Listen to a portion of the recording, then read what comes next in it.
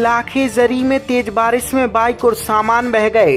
1.5 घंटे चली बारिश के बाद घरों और दुकानों में पानी भर गया। गलियों में नदी की तरह पानी बहने लगा। इस बारिश की तबाही की कुछ तस्वीरें जरा आप भी देखिए।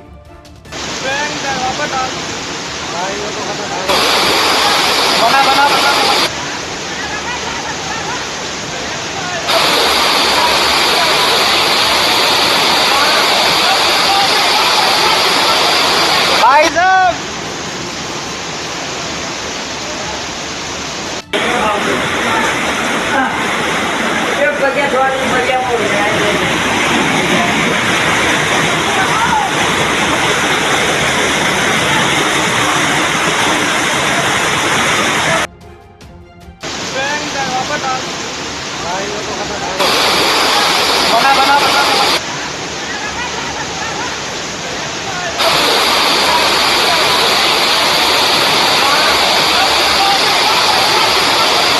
भाई साहब